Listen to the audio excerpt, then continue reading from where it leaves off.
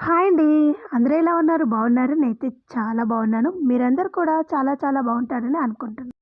ఇదొచ్చేసి నాగుల చవితి రోజండి. అంటే గురువారం గదా! సో, అందరేమో వేరే వేరే సార్లు పోస్తారంట పాలు. నేను మాత్రం చవితి రోజు మాత్రమే పోస్తాను. సో, మిగతా రోజులు వే పోయట్లేదు. ఎందుకంటే నేను దాదాపు నా పెళ్ళైనప్పటి నుంచి చవితి రోజే పోయడం అలవాటైపోయింది. సో, అదొక్క రోజే పోస్తాను. అదే రోజు లడ్డు చేసుకొని అదే నువ్వుల లడ్లు చేసుకొని నైవేద్యంగా పెట్టడం నాకు అలవాటనమాట. సో, అదే కంటిన్యూ చేస్తున్నాను. ఇంకెక్కడ ఎలా అంటే రోజు కూడా తగ్గలేదు. మేబీ ఆ రోజు పెట్టలేను. ఆ రోజు ఏదైనా కష్టమొచ్చింది అనుకుంటే, సో, ఈ మంత్‌లో ఎప్పుడైనా పోసుకోవచ్చనమాట. శ్రావణ మాసం మొత్తం పోసుకోవచ్చు. ముఖ్యంగా శుక్రవారము, మంగళవారము ఇంకా ఏ రోజైనా ఈ నెల మొత్తం చాలా బావుంటుందనమాట. సో, ఏ రోజైనా పోసుకోవచ్చు. మెయిన్ అంటే సోమవారం, శనివారం మాత్రం బాగా పోస్తామనమాట. కాకపోతే నేను నా పుట్టింటి ఆచారాలు మాత్రమే పాటిస్తాను. అంటే ఈ కొన్ని పండగలు కొన్ని పండగలేమో అత్తమ్మ వాళ్ళే, కొన్నేమో నాకు ఎలా నచ్చితే అలా పాటిస్తూ ఉంటాననమాట. కొంతమందేమో కార్తీక మాసంలో పోసుకుంటారంట. అంటే కార్తీక మాసం వచ్చేటువంటి నాగుల చవితి అప్పుడు పోస్తారంట. మేమైతే ఇప్పుడే పోస్తాము. అత్తమ్మ వాళ్ళు కూడా ఈ ఈ అప్పుడే పోస్తారు. ఇంకా తర్వాత పోస్తారా లేదో నాకు తెలీదు. మెయిన్ అయితే ఈ పండక్కే పోస్తారనమాట అందరూ. సో, నువ్వుల లడ్డు మాత్రం మెయిన్ ఈ పండగకు.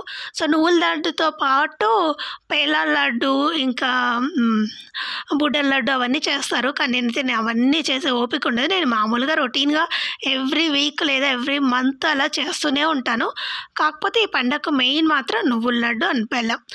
బెల్లంతో కలిపి నువ్వుల లడ్డు అనమాట. నువ్వులు అస్సలు వేయించకూడదండి. దేవుడికి ప్రసాదంగా పెట్టేవి మాత్రం. సో, మనం తినడానికి పక్కకు చేసుకోవచ్చినప్పుడు మాత్రం వేయించుకొని చేస్తాము. సో, దేవుడికి మాత్రం వేయించకుండా అలాగే ఒకసారి మిక్సీకేసి తర్వాత బెల్లం వేయాల్సింది. సో, నేను పని హడావిడిలో పడి 2 కలిపి వేశాను. అలా వేయకూడదు. అలా వేస్తే త్వరగా మెత్తగవ్వనమాట. ఫస్ట్ నువ్వులు పట్టించుకొని తర్వాత బెల్లం వేసి మళ్ళీ మిక్స్ పట్టేస్తే అయిపోతుంది. సో, ఇప్పుడు నేను లడ్లు సో, దేవుడికేమో మనిష్టం లడ్డయినా కట్టొచ్చు లేదా ఇలా ముద్దలు అంటే చలివిడిలాగా పడతారు. సో, మర్చిపోయాను. సో, బెల్లం అదే నానబెట్టిన బియ్యము బెల్లం కలిపి గూడా పెడతారండి. దాన్ని చలివిడి అంటారంట. సో, మా సైడ్ అయితే అలా అంటారో లేదో నాకు గుర్తులేదు. సో, అదైతే పెడతారు కన్ఫామ్‌గా ఈ నాగుల చవితికి. అది ముద్దలు ఇంకా చెప్పాను గదా! బెల్లం పిండి ముద్దలు, సో, పప్పుల ముద్దలు అలా ఒక 5 రకాలు చేసి పెడతారనమాట. సో, రాను ఏమైందంటే శక్తి కొలది చేయడం ప్రారంభించాను నేను. అన్నీ చేసి పెట్టలేను. సో, అన్నీ చేసినా ఎవరు తినరు గూడా. సో, అప్పుడప్పుడు ఒకటి చేస్తే తింటారు. సో, నాకంత ఆహ్, ఓపిక ఉండదనమాట. అందుకని దీంతో చేస్తాను. మొత్తం పని చేసుకొని, పూజ చేసి, అన్నీ ఎక్కడ వాళ్ళని అక్కడ పంపించేసి, మళ్ళీ అవన్నీ చేయాలంటే చాలా కష్టం. అందులోనూ ఇంకా అంటే ఎవరిష్టం వాళ్ళది. దేవుడు ఇదే చేసి పెట్టాలన్న రూల్ ఏమి ఉండదు. కాకపోతే మా వాళ్ళు పాటించే పద్ధతి వేరు. మా వాళ్ళు ఇప్పటికీ అలాగే చేస్తారు. నేను మాత్రమే నా శక్తి ఎంతుంటే అంతగా చేసి పెడతాననమాట. కన్ఫర్మ్‌గా ఏదో ఒకటైతే మాత్రం కన్ఫర్మ్‌గా చేసి పెడతాను. నేను వదిలేస్తే నా పిల్లలకు తెలీదు కదా! సో, అందుకనన్నా చేస్తాననమాట. వాళ్ళకి చెప్తూ ఉంటాను. ఎందుకు చేస్తారు, ఏంటి అని. వాళ్ళకు నేను చెప్పకపోయినా క్వెషన్స్ వస్తూనే ఉంటాయి. సో, అడుగుతూనే ఉంటారు. క్లారిటీ ఇస్తూనే ఉంటాననమాట. సో, పుట్టకపోయేటప్పుడు నేను ఇలా తీసుకెళ్తానండి. ఫస్ట్ అయితే ఒక డబ్బాలో నూనె పోసుకొని దాంట్లో 5 ఒత్తులేసుకున్నాను. మనిష్టం 2 ఒత్తులన్నా ఏసుకోవచ్చు, 9 అన్నా వేసుకోవచ్చు, 11 అన్నా వేసుకోవచ్చు. నేనైతే ఎప్పుడు 5 తీసుకెళ్తాను. సో, తర్వాత ఇలా కొబ్బరి గిన్ని దాంట్లో బెల్లం పెట్టుకోవాలి పాలు పోసేటప్పుడు. తర్వాత అందులో ముద్దలు చెప్పినా కదా ఇందాక చేసినవి. సో, ప్రసాదం ముద్దలు చేసుకొని పోయినాం. ఫస్ట్ ఇంట్లో చేసిన తర్వాతనే బయట వెళ్తాము. సో, దానివల్ల చాలా లేట్ అయింది. దాదాపు 12 దాటిపోయిందిలెండి. అయినా ఏం కాదు, సాయంత్రం వరకు పోసుకోవచ్చనమాట. నా పని అలా ఉంటుంది. చాలా లేట్‌గా అవుతుంది. నాకు అంత పెద్ద మొత్తం చేసి మళ్ళీ ఇంట్లో చేసి బయట చేయాలంటే చాలా కష్టం అనమాట. ఇప్పుడైతే నేను పాలు కూడా తీసుకోలేదు. పాల ప్యాకెట్ బయట తీసుకుందామని వెయిట్ చేస్తున్నా. అలాగే కొబ్బరికాయ కూడా తీసుకోలేదు.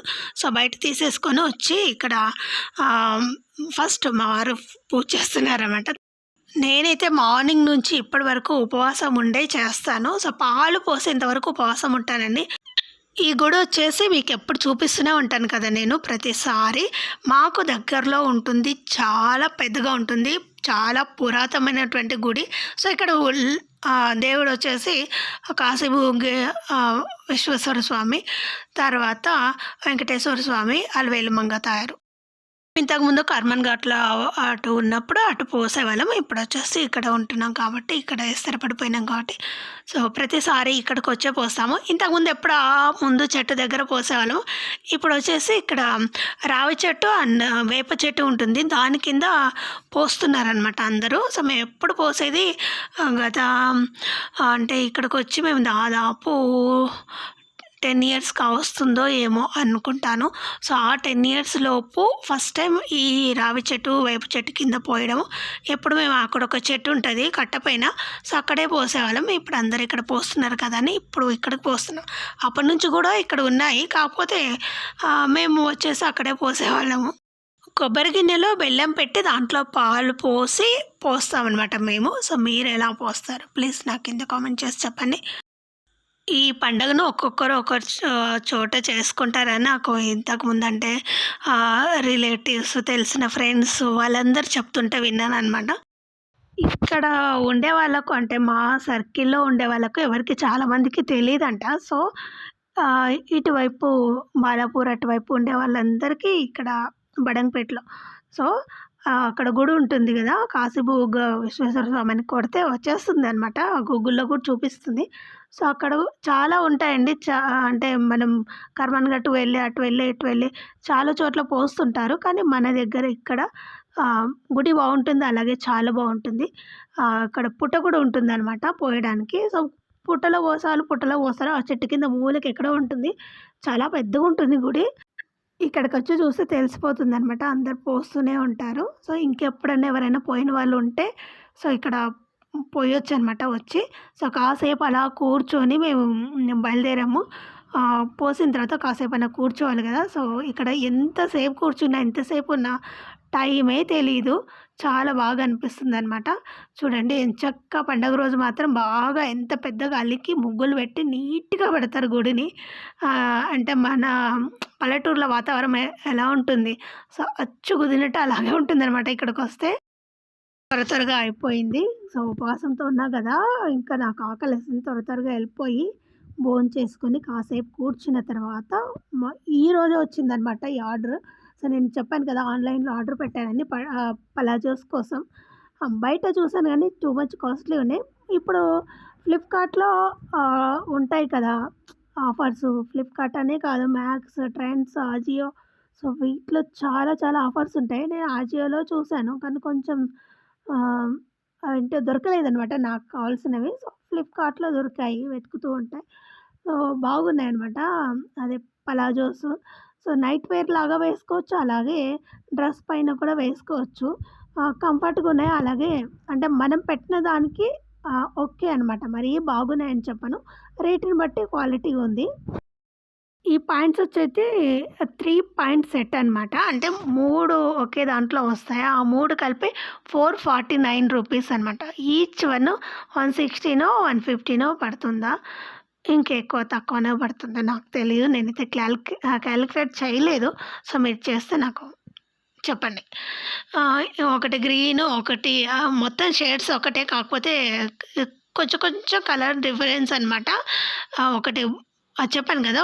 గ్రీన్ ఒకటుంది, బ్లూ ఒకటుంది. ఇంకొకటి డార్క్ బ్లాక్. సో, డిజైన్ అంతా సేము అలా వచ్చింది. So, okay బాగున్నాయనమాట. సో, ఆ రేట్‌కి ఏమొస్తాయి క్లాత్ కూడా రాదు కదా! ఓకే అనమాట. మన పైన మిద్దె పైన ఏసాను గదా! కొత్తిమీర తెచ్చి కడిగి కోసి పెట్టాననమాట. కొంచెం ఈవినింగ్ అలా స్నాక్ చేద్దామని రెడీ చేస్తున్నాను. అప్పుడు ఉల్లిపాయలనమాట. ఈరోజు ఉల్లిపాయ పకోడీ చేస్తున్నాననమాట. గట్టి పకోడీ. ఫస్ట్ ఏం లేదండి ఉల్లిపాయలన్నీ కట్ చేసి పొడుగుగా కట్ చేసుకోవాలి. అప్పుడే బావుంటాయి. నీళ్ళేమి వేయకూడదనమాట ఇందులో. తర్వాత ఇంకా సరిపోలేదు అనుకున్నప్పుడు ఏసుకోవచ్చు. ఫస్ట్ ఉల్లిపాయలు, తర్వాత కొత్తిమీర ఏసాను. కొత్తిమీర ఆప్షనల్ అనమాట. ఏసుకుంటే బావుంటుంది. ఉప్పు, కారం, పసుపు, తర్వాత శనగపిండి వేసుకుంటే సరిపోతుందనమాట. చిలకరించుకోవాలి. జస్ట్ చిలకరించుకోవాలి అంతే.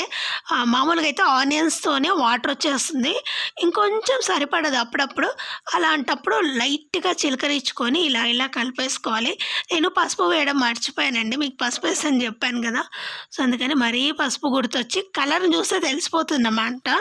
సో, కలర్ చూసి నాకు అరే! పసుపు వేయలేదు కదా అని మళ్ళీ తెచ్చేసాను. కాస్త నూనె వేడి కాగానే ఇలా విడివిడిగా వేసుకోవాలి. కొంచెంగా.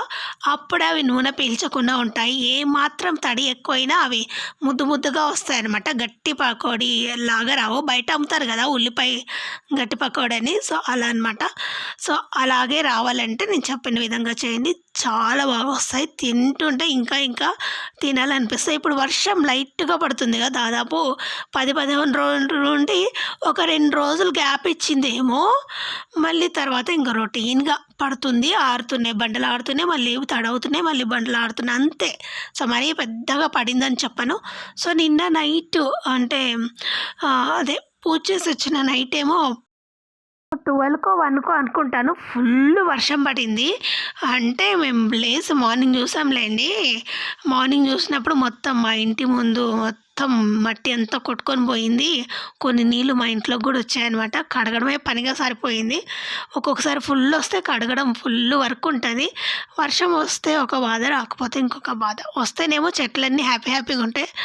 ఫుల్ వస్తేనేమో మేము కొంచెం సాడ్నెస్గా ఉంటాం అంతే అనమాట. ఎందుకంటే లోపలికన్నీ వచ్చేస్తాయి కదా! దానివల్ల. తర్వాత లాస్ట్‌లో ఇలా పచ్చిమిరపకాయలు వేయించుకొని అంటే కట్ చేసుకోండి మధ్యలకు. లేదంటే పట్ అని మన మొహానికి పడితే లైట్‌గా మధ్యలో చీల్చుకొని తర్వాత వేయించుకొని వాటిపైన పెట్టుకొని తింటే గట్టి పకోడీలోకి ఈ మిరపకాయలు తింటే సూపర్‌గా ఉంటాయి. సో, మీకు మిరపకాయ ఇష్టం లేకపోతే స్కిప్ చేయండి. చూడండి రెడీ అయిపోయాయనమాట. ఎక్కువసేపు వేయించనక్కర్లేదు. జస్ట్ ఇలా వేయగానే ఊరికనే వేగిపోతాయి అవి. పైగా ఆయిల్ కూడా అస్సలు పీల్చుకోవన్నమాట. అంటే లైట్‌గా పీల్చుకుంటాయి. సో, మరీ ఎక్కువ నూనె అయితే పీల్చుకొని నూనెలాగా ఏమి ఉండవన్నమాట.